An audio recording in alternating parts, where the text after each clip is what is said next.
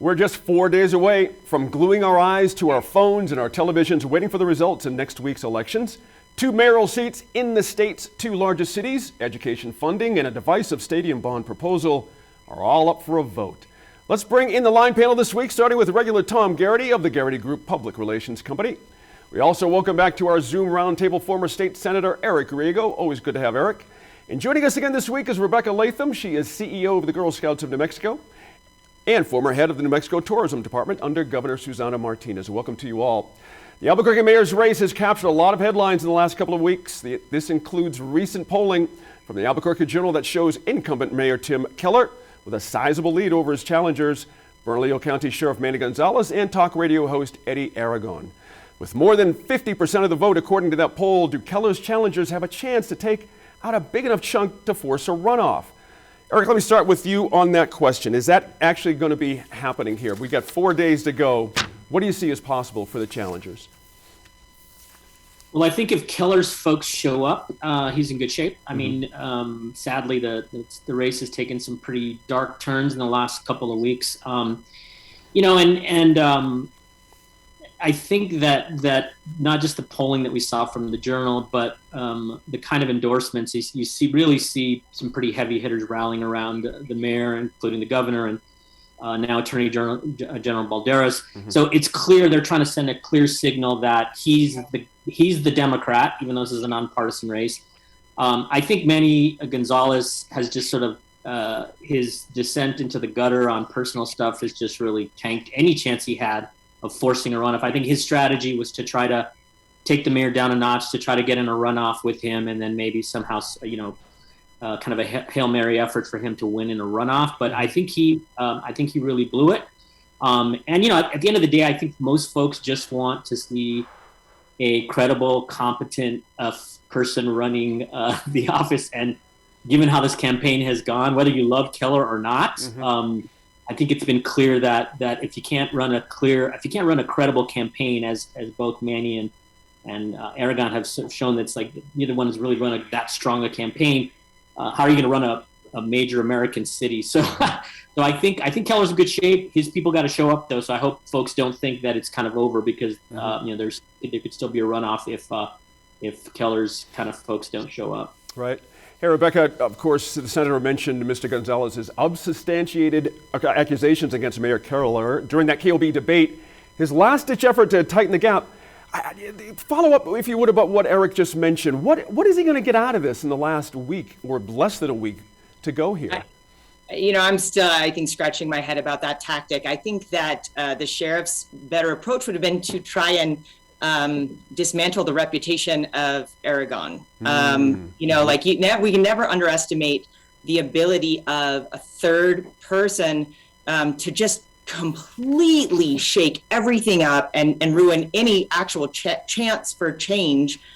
I think one thing or two things that the city of Albuquerque, that the constituents agree on are we need to find a solution to our unhoused population, and we need to find a solution to our crime. So if we all agree on the major issues, why can't we agree on, how to fix them? And I just keep looking at that. I keep looking at Eddie and thinking, sometimes when you want change, it means you got to discreetly get out of your own way. And his being in the race really, to me, as a voter, showed that he was putting his pride over actual progress. Because if you want change, you've got to actually strategically look at the best way to get there. So frankly, I think Manny probably should have tried to dismantle that approach and try to sway some of those likely Eddie voters back over to him, than to try and damage the mayor's credibility, the current mayor's credibility over unsubstantiated claims. That's an interesting point. That's a very interesting point. And Tom, I got to get you in on this. I want to swing north to Santa Fe in a second. But again, for Eddie, Aragon, and Mr. Gonzalez, pick up on where Rebecca just was. That's actually kind of fascinating. Did he blow the moment, meeting the sheriff, by not going after, the third party? Yeah. third person. In a 3-horse race, which I'll just use that analogy for the purposes of our conversation today, both Eric and Rebecca bring up some solid points. I think that Manny and Eddie's approach, Mr. Aragon and Mr. Gonzalez's approach, have really been off because they've been going for the head on a stick, so to speak, of trying to dethrone an incumbent mayor, which is very difficult. And clearly, he's very popular. Whether people agree or don't, people like him other than the other two. So I think that there's a lot that was lost in all of the debates by both Mr. Aragon and Mr. Gonzalez, to not take each other down, to try and build more of a base to force runoff. Now, because of Mr. Gonzalez's comments during the last debate, which are, I think, the public sentiment is actually reflected in the Albuquerque Journal polling. It's not shaping up real well for either of the two non-incumbents. Now, let's go to Santa Fe. The already extraordinary fundraising gap between the three candidates is growing even wider. You might have read about this. Incumbent Alan Weber has received more than $440,000, according to the latest finance reports from the city clerk's office. That dwarfs the less than $150,000 raised by Joanne Vigil Koppler and less than the $20,000 taken in by Alexis Martinez Johnson. It's a big gap. Eric, does money make or break this race? And if it does make it, that doesn't feel very Santa Fe, that that idea that you can steamroll everybody with a ton of dough. What's your sense of this one? Well, Santa Fe had a public financing system that really didn't work out too well. It was modeled on the Albuquerque system that we have that actually Mayor Keller is using pretty effectively. One of the reasons why it worked is we changed the law, the voters changed the law, and to really allow for a much more significant investment in public financing. If you believe we got to take some of the big money, the development money, and the special interest money out of local elections, then you got to have an alternative. In Albuquerque, there is an alternative. The mayor, $600,000 plus in public funding, didn't have to make a bunch of calls to people who want business with the city. But in Santa Fe, unfortunately, they couldn't ever figure out how to get their system to work and to be substantial enough for people to run credibly. So, Alan Weber is a longtime nationally known, Fast Company founder, a business guy, but also super progressive, like the electorate in Santa Fe. So yes, he raised a lot of money. I also think a lot of people just see him as, again, not unlike the Keller race, as the most competent person in the race. They may not love him. They may think he's made a couple of mistakes, but overall, he comes across and he's governed as a pretty competent, progressive, thoughtful guy. And he's benefiting from the same thing I think Keller is, which is both of his opponents are not running great races, and neither one of them to have a clear message other than I'm not the incumbent, right? Alexis Martinez Johnson is just this is her third or fourth time running, and just not very effective campaign. And then his main opponent from the council, Joanne Koppler Vigil, is really, she's all over the board. She opposed mask mandates, and then she's really kind of fought some real basic real estate reform as a realtor. So I think both Keller and Weber share a common thread, which is they're progressive, they're competent, and they're running against really bad candidates. Interesting point there.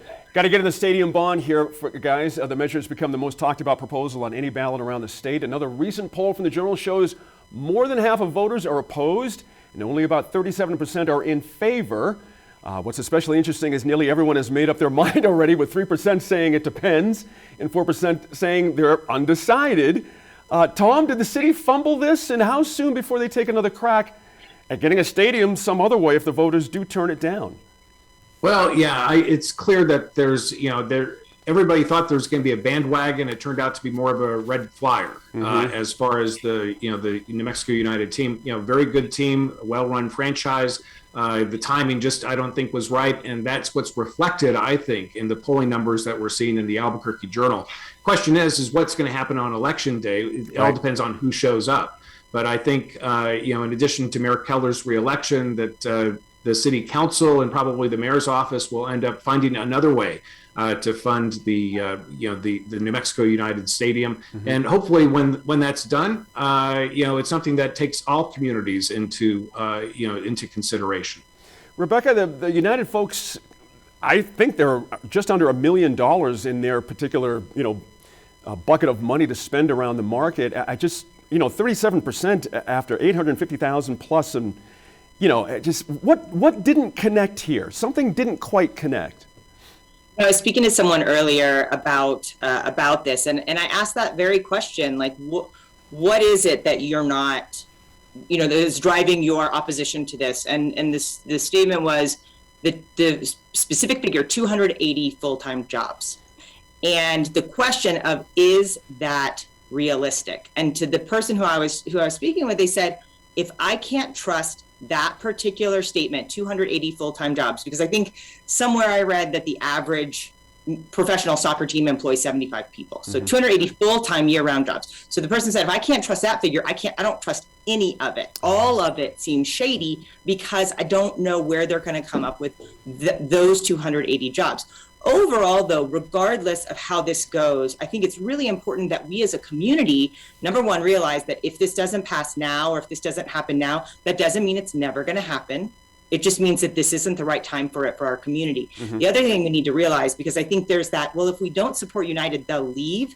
I think we have to do a better job at supporting that organization.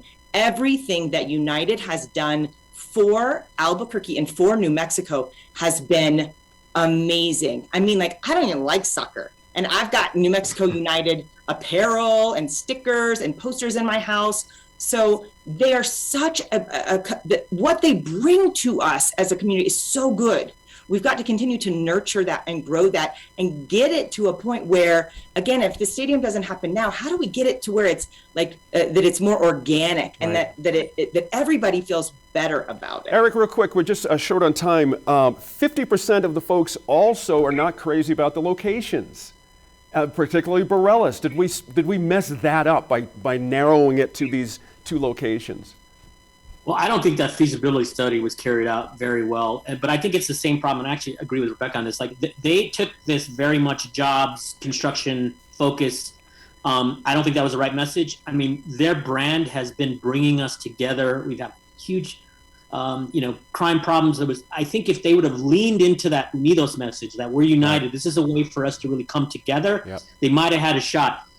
In any year, $50 million bond for a private, publicly owned but privately run stadium is a tough ask.